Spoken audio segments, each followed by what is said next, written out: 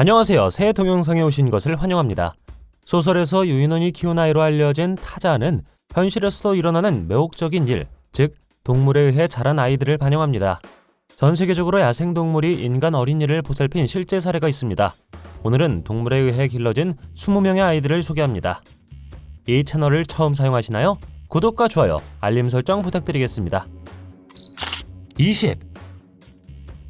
1912년 인도에서 온 2살짜리 남자아이가 표범에게 붙잡혔습니다. 3년 후 한 사냥꾼이 표범을 죽여서 새끼 3마리를 발견했는데 그중 한 마리는 이제 5살이 된 남자아이였습니다. 인도의 작은 마을에 있는 가족의 품으로 돌아온 이 소녀는 놀라운 특성을 보였습니다.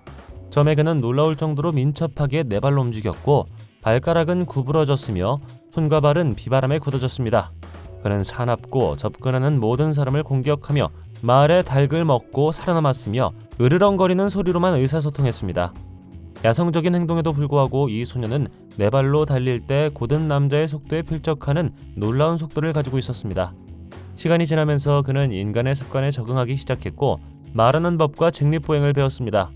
하지만 비극적이게도 그는 점차 시력을 잃게 되었는데 그 유전병은 그의 가족 중 다른 사람들에게도 영향을 미쳤다고 합니다. 19. 카푸바르에서 온 2명의 어부는 약 8세에서 10세 사이의 소년을 발견했습니다. 1749년 3월 17일 하니 이스토크라는 이름의 소년이 발견되었는데 그는 인간의 모습을 하고 있었음에도 불구하고 동물적인 행동을 보였습니다.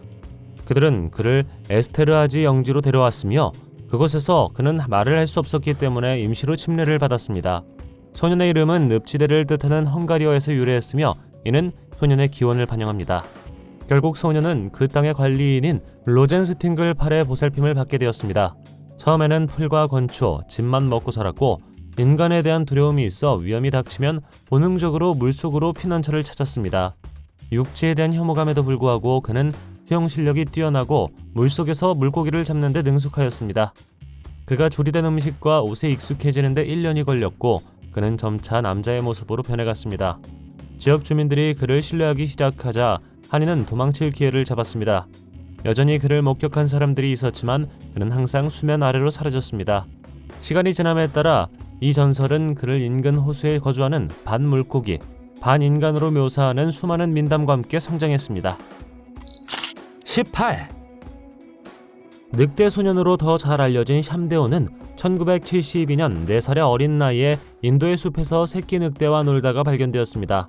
인도에서는 늑대가 강을 따라 있는 광활한 계곡에 서식하는 것으로 알려져 있습니다. 이것은 문제아이가 곰과 개코 원숭이가 없는 것을 감안할 때 늑대가 지배할 수 있는 환경에서 자랐을 수 있다는 가설로 이어졌습니다. 소녀는 우타르 프라데시에서 발견되었으며 이야기에 따르면 늑대에 의해 길러졌다고 합니다. 늑대와 함께 살아남은 그의 흔적은 검은 피부, 날카로운 이빨, 길쭉한 손톱, 엉킨 머리카락, 굳은 살이 박힌 손바닥, 팔꿈치, 무릎에서 뚜렷이 드러납니다.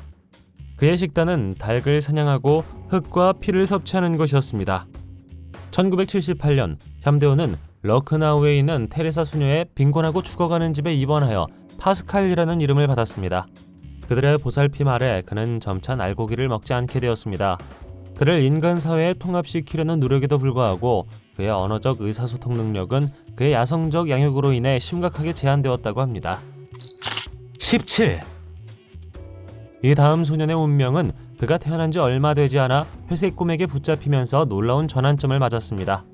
나무에서 위생 기술을 배우는 것부터 엄마 곰의 지도 아래 낚시 기술을 습득하는 것까지 이 소년은 틀에 얽매이지 않는 양육에 적응했습니다. 엄마 곰은 보호 본능이 있다고 하며 그녀는 숨어있는 늑대로부터 소년을 보호하기 위해 소년을 경계했습니다. 의사소통은 으르렁거리는 소리로 구성된 곰의 언어로 제한되었습니다. 곰의 시끄러운 식사 습관 속에서 소년은 곰의 소리나는 잔치의식과는 대조적으로 새끼를 가지고 조용히 식사하는 것에서 위안을 찾았습니다. 결국 소년은 곰의 실증이 났고 황무지 밖에서 삶을 살기로 결심하고 동료 곰에게 작별을 고하기로 결심했습니다. 그러나 나중에 그에게 무슨 일이 일어났는지는 여전히 수수께끼로 남아있습니다. 16. 캄보디아 정글에서 야생아이로 살아남았다고 믿어지는 여성이 생물학적 아버지와 재회했습니다. 진흙으로 뒤덮인 채 야생을 헤매다가 발견된 그녀는 처음에는 캄보디아 가족의 품에 안겼습니다. 이 가족은 그녀를 1989년 8살의 나이로 물소를 치던 중 실종된 오래전에 잃어버린 딸 로촌 팽지행으로 착각했습니다. 정글 소녀라고 불린 그녀는 18년 동안 캄보디아에 길들여지지 않은 황해를 탐험한 것으로 예상됩니다. 그러나 그녀의 친아버지인 70세 베트남 남성 페오가 페이스북의 사진을 통해 그녀를 알아보면서 그녀의 정체가 최근 밝혀졌습니다.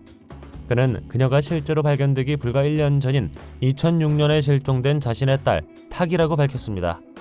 탁의 정글 탐험은 2007년 한 농부가 식량을 훔치려다가 마을에 몰래 들어온 것을 붙잡으면서 시작됐습니다. 문명사회에 적응하기 위해 고군분투하는 과정에서 그녀는 정신건강 문제의 징후를 보였습니다. 또한 그녀는 종종 옷을 거부하고 정글로 돌아가고 싶다는 소망을 여러 번 표현했습니다. 15. 19세기에 종종 가상의 인물 모글리와 비교되는 디나 사니차르라는 남자는 놀라운 성장기를 겪었습니다. 인도의 황무지에서 늑대에 의해 자란 그는 자신도 늑대들 중 하나라고 믿으며 성장기를 보냈습니다. 그의 이야기는 1867년 2월 우타르 프라데시의 한 동굴에서 사냥꾼들이 그를 발견하고 인근 고아원으로 데려가면서 극적인 전환점을 맞았습니다.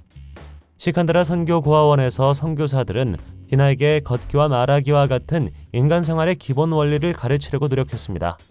그러나 인간의 행동과 동물의 본능 사이의 간극을 메우는 것은 그에게 극복할 수 없는 일이었습니다. 디즈니 버전의 모글리 이야기와 달리 디나의 이야기는 인간 사회에 매끄럽게 통합되는 것으로 끝나지 않았습니다. 늑대 소년이라는 별명을 붙여준 고아원에서 지내는 동안 그는 인간보다는 야생동물의 행동을 더 많이 보였습니다. 그는 네 발로 움직이고 똑바로 서기가 힘들었으며 날고기와 뼈를 영양분으로 연명했습니다. 디나를 인간 사회에 다시 통합시키려는 노력에도 불구하고 1895년 35세의 나이로 세상을 떠날 때까지 말을 하거나 완전히 적응할 수 있는 능력을 얻지는 못했습니다. 14. 닭처럼 자란 소년으로 알려진 32세의 피지인 수짓 쿠마르를 만나보십시오. 그의 나이에도 불구하고 그를 돌보는 사람들은 여전히 그를 소년이라고 부릅니다. 수짓은 말을 할 수 있는 능력을 얻지 못했고 이제서야 기본적인 인간의 행동을 이해하기 시작했습니다. 그는 음식을 쪼아 먹거나 우울해하는 것처럼 쪼그리고 앉은 자세를 취하는 등의 행동을 보였습니다. 그의 손가락은 몇 년 동안 진흙탕을 긁은 탓에 안쪽으로 구부러져 있었고 그는 혀로 빠르게 딸깍거리는 소리를 통해 의사소통을 할 수 있었습니다. 피지 수바에 있는 사마블라 노인의 집으로 가는 그의 여정은 복지 담당관들이 요양원의 침대에 묶여있는 그를 발견하면서 시작되었습니다. 그는 어느 운명적인 밤 길 한복판에 버려진 채 발견된 후 20년 동안 묶여 있었습니다. 엘리자베스 클레이튼은 수짓을 구출하는 데 결정적인 역할을 했고 조사를 통해 수짓의 비극적인 과거를 밝혀냈습니다. 그의 할아버지는 6살 난 수짓을 닭장에 가두어 수년간 고립과 방치를 했다고 합니다. 13. 마리나 체프먼은 어린 시절을 회상하며 콜롬비아 정글 깊숙한 곳에서 유인원들 사이에서만 자란 놀라운 이야기를 들려줍니다. 이 기간 동안 그녀는 열매와 뿌리를 모으고 영장류 동료가 남긴 바나나를 찾아내고 나무 구멍에서 피난처를 찾고 네 발로 지형을 횡단하는 등 생존 기술을 배웠습니다. 그녀의 삶은 인간의 언어로 의사소통하는 능력을 잃은 후 사냥꾼에 의해 구출되었을 때 급격한 변화를 겪었습니다. 그녀는 쿠쿠타시에 있는 사창가로 인신매매되어 거리 아이로 살았고 마피아 가족의 지배 아래에서 고통을 받았다고 주장했습니다. 결국 그녀는 이웃의 중재를 통해 구원을 찾았고 요크셔의 브래드포드로 이사했습니다. 실현 이후 그녀는 어린 유인원들과 유대감을 형성하고 그들의 행동을 면밀히 관찰하며 나무 타기와 자기 관리와 같은 귀중한 생존 기술을 배웠다고 합니다. 12. 사회복지사들은 더러운 집에서 염소와 함께 살고 있는 사샤라는 2살짜리 남자아이를 발견하고 소름 끼쳤습니다. 어머니에 의해 방에 갇힌 사샤는 심각한 영양실조와 방치로 고통받았습니다. 그는 말하기, 제대로 먹기, 화장실 사용하는 방법 등 기본적인 기술을 배운 적이 없습니다. 사회복지사인 이리나 보치코바는 그들이 도착했을 때 소름 끼치는 장면을 이렇게 묘사했습니다. 사샤는 벌거벗은 채 취약한 상태로 추운 방에 혼자 있었다. 상황은 끔찍했고 공기는 더러움과 방치로 뒤덮여 있었다. 위험을 알아챈 그들은 재빨리 사샤를 병원으로 데려갔고 그의 무관심으로 인해 사샤의 뇌 발달은 심각하게 지연되어 있었습니다.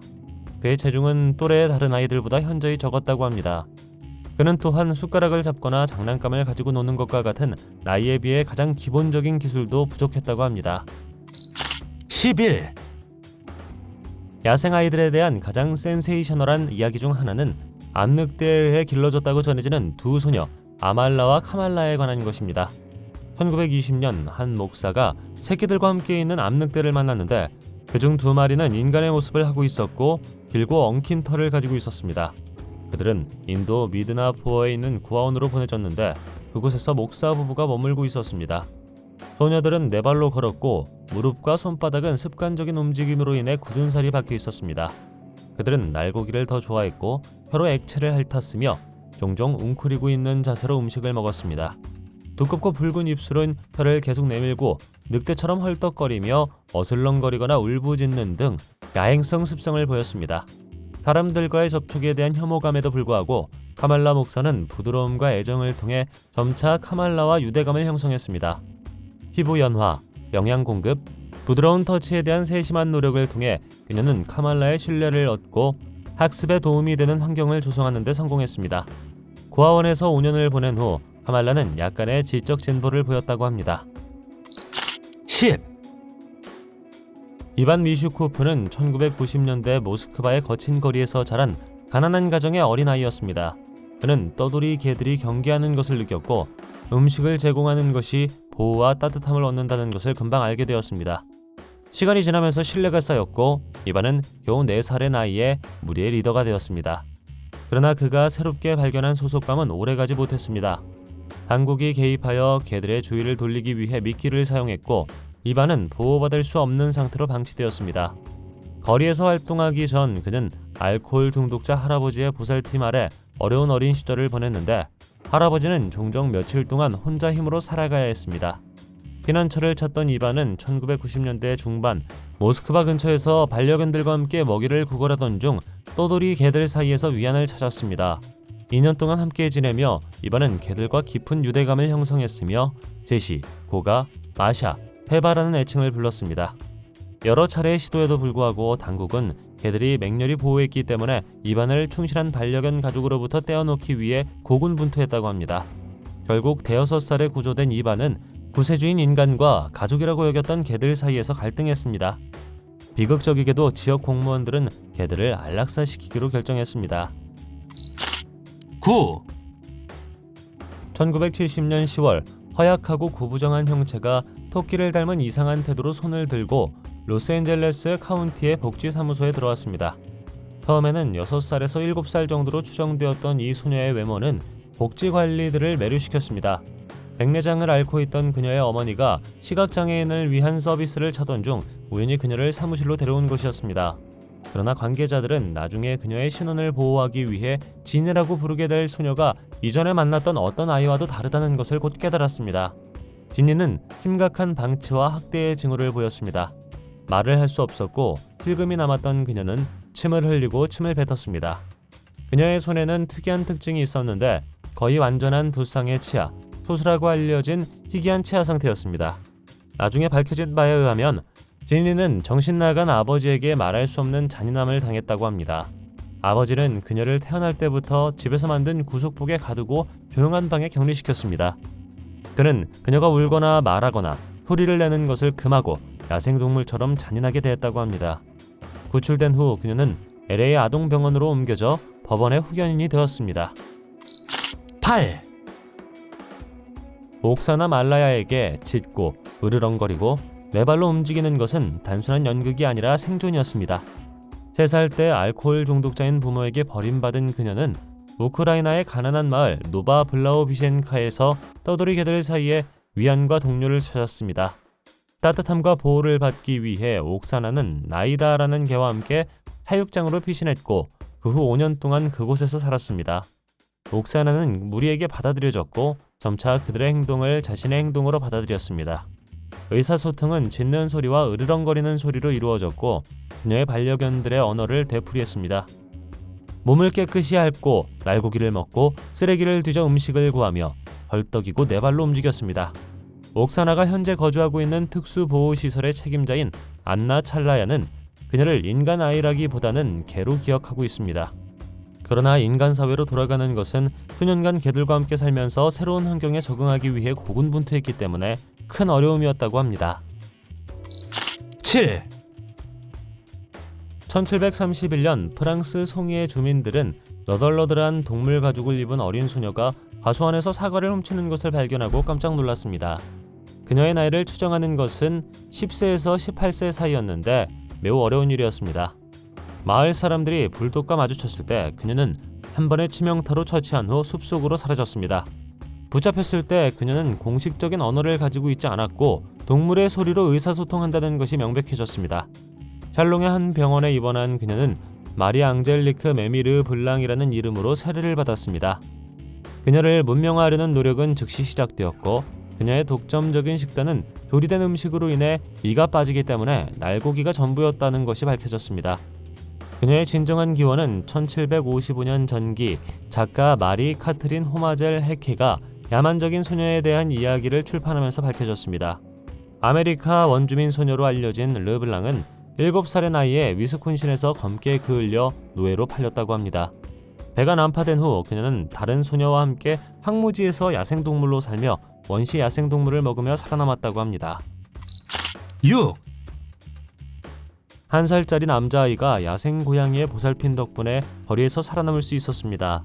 이 소녀는 2008년 아르헨티나 미시오네스에서 8마리의 고양이 무리에 둘러싸인 채 경찰에 발견되었습니다. 의사들은 추운 밤에 고양이들이 소년을 껴안아 따뜻함을 주어 소년의 생명을 구했을 것이라고 추측했습니다. 소년은 털복숭이 동료들이 그를 핥는 동안 그에게 준 찌꺼기를 먹는 것이 목격되었습니다. 고양이들은 당국이 다가오자 씩씩대는 소리를 내며 그를 보호했습니다. 보도에 따르면 고양이들은 소년의 취약한 성격을 이해하고 보호자 역할을 한 것 같습니다. 당국은 소년의 노숙자 아버지를 찾을 수 있었는데 아버지는 며칠 전 판지를 모으다가 아들을 놓쳤다고 설명했습니다. 그는 고양이들이 항상 아들에게 보호 본능을 보였다고 말했습니다. 5, 마르코스 로드리게스는 7세에서 19세 사이에 스페인 남부를 가로지르는 황량한 산악지역 험준한 시에라 모레나에서 문명에서 멀리 떨어진 고독한 삶을 견뎌냈습니다. 그의 이야기에 따르면 그는 1953년 7살의 어린 나이에 버려져 혼자 힘으로 살아가야 했습니다. 인간과의 접촉이 단절된 그는 늑대들 사이에서 위안과 보호를 찾았고 늑대들은 그의 대리가족이 되었습니다. 인간적인 상호작용이 없자 그는 점차 말로 의사소통하는 능력을 잃어갔고 짖고 비명을 지르고 울부짖기 시작했습니다. 12년 후 경찰은 산속에 숨어 있다가 사슴 가죽을 입고 헝클어진 머리를 한 그를 우연히 발견했습니다. 체포를 피하려 했지만 결국 체포되었고 손이 묶인 채 가장 가까운 마을로 끌려갔습니다. 마침내 동정심이 많은 젊은 사제가 그를 마드리드에 있는 한 수도원의 병동으로 옮기도록 마련해 주었고 그곳에서 그는 1년 동안 수녀들의 지도 아래 교육을 받았습니다. 야생에서 발견된 이후 지난 50년 동안 로드리게스는 사회적 규범에 순응하기 위해 고군분투했습니다. 그는 스페인 전역의 수도원, 낡은 건물, 호스텔 사이를 떠돌며 건설, 술집, 나이트클럽, 호텔 등에서 비천한 일을 하면서도 순진함 때문에 학대와 절도를 견뎌야 했습니다. 이따금씩 친절을 베풀었음에도 불구하고 그는 사회에서 크게 소외된 상태로 남아있었고 사람들과의 상호작용에 적응하는데 어려움을 겪었다고 합니다. 4, 존 세부녀는 2~3살로 추정되었지만 그를 받아들인 부부인 폴과 몰리는 나중에 그날을 기념하기 위해 그를 위한 상징적인 생일을 정했습니다. 그의 충격적인 어린 시절은 아버지가 어머니를 살해하고 존이 자신의 목숨을 잃을까 두려워 정글로 도망쳤을 때 시작되었습니다. 그 후 8개월에서 1년 동안 존은 본능과 자연이 제공하는 빈약한 식량에 의존하며 야생에서 살았습니다. 그 어린 시절에 대한 그의 기억은 희미하지만 그는 원숭이들이 조심스럽게 그에게 다가와 당근, 견과류, 고구마, 카사바를 바치던 첫 만남을 기억합니다. 처음에는 경계하던 영장류들은 점차 그를 가운데로 받아들였고 먹이를 찾고 빽빽한 나뭇잎 사이를 탐색하는 것과 같은 필수적인 생존 기술을 가르쳤습니다. 이 지역을 황폐화시키는 내전의 혼란 속에서 존이 살고 있는 외딴 정글로 모험을 떠나는 사람은 거의 없었습니다.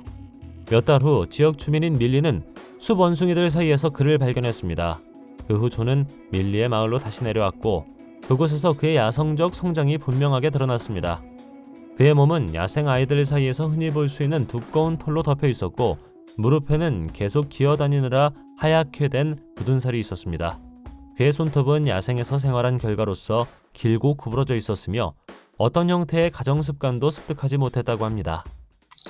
3, 1799년 장 마르크라는 남자는 프랑스 아베롱의 숲에 버려진 늑대가 키웠다고 전해지는 소년에 대한 보고에 흥미를 느꼈습니다. 빅터 아베이론의 야생 소년이라는 별명을 가진 그는 타블라 라사 이론을 증명하기 위한 진의 획기적인 실험의 중심이 되었습니다. 그는 개인이 올바른 양육과 지도를 통해 원하는 대로 형성될 수 있다고 믿었습니다.